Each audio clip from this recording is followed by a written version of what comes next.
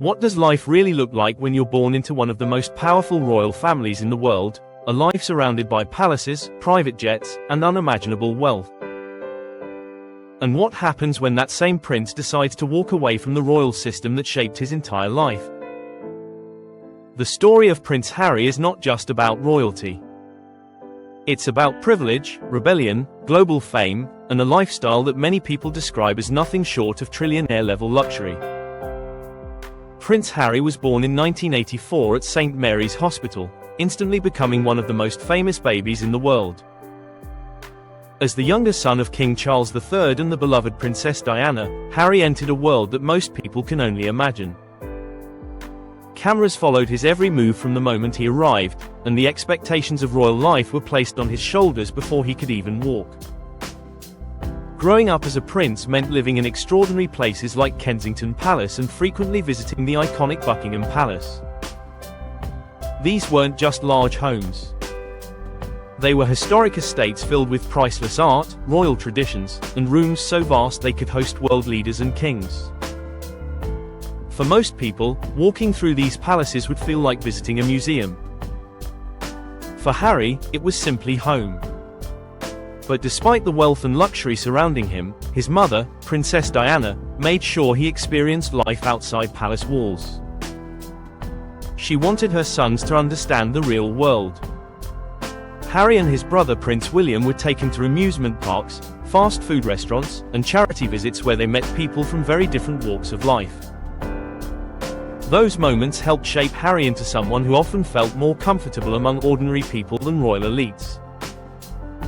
However, everything changed in 1997 when Princess Diana died in a tragic car accident that shocked the entire world.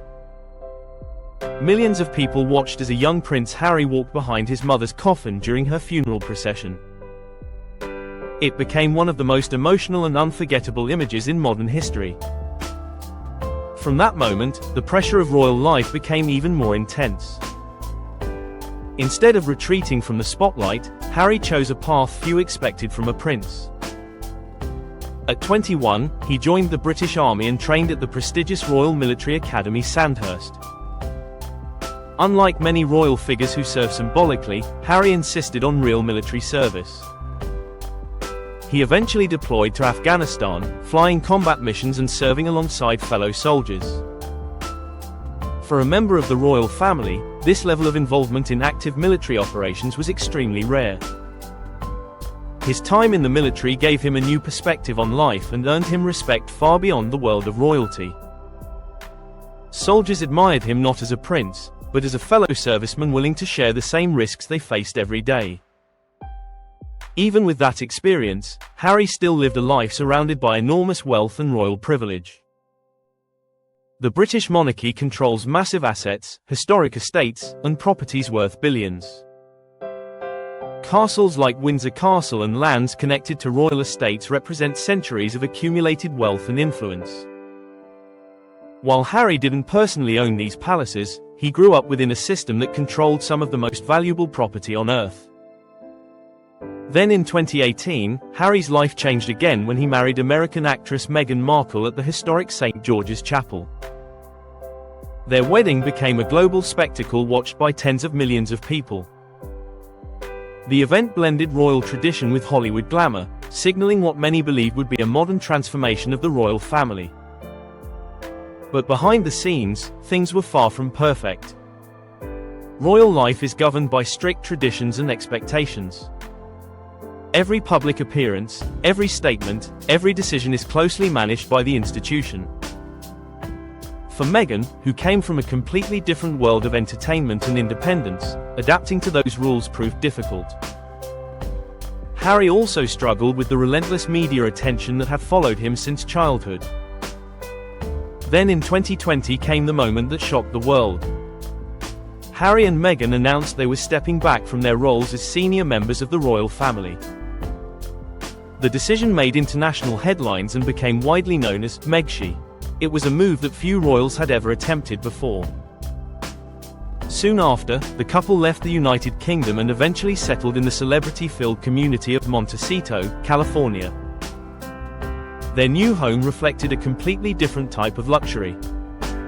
The estate reportedly cost around $14 million and sits on several acres surrounded by mountains and ocean views.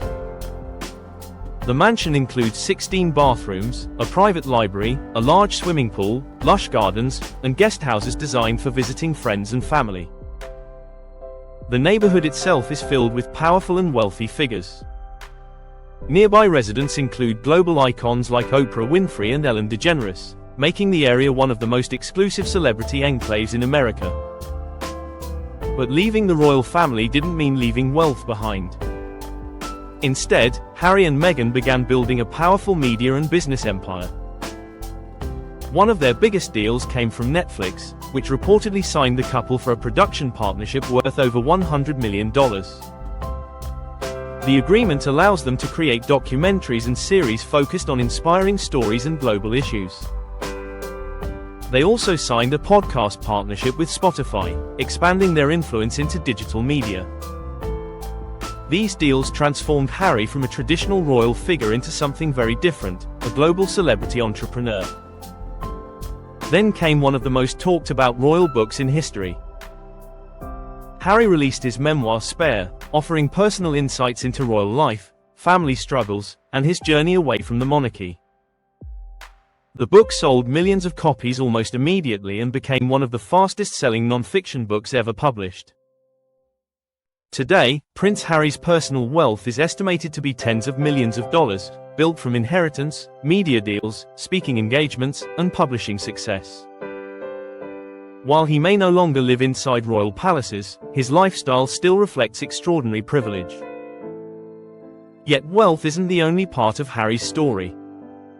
One of his most important achievements is the creation of the Invictus Games Foundation, an international sporting event that supports wounded military veterans.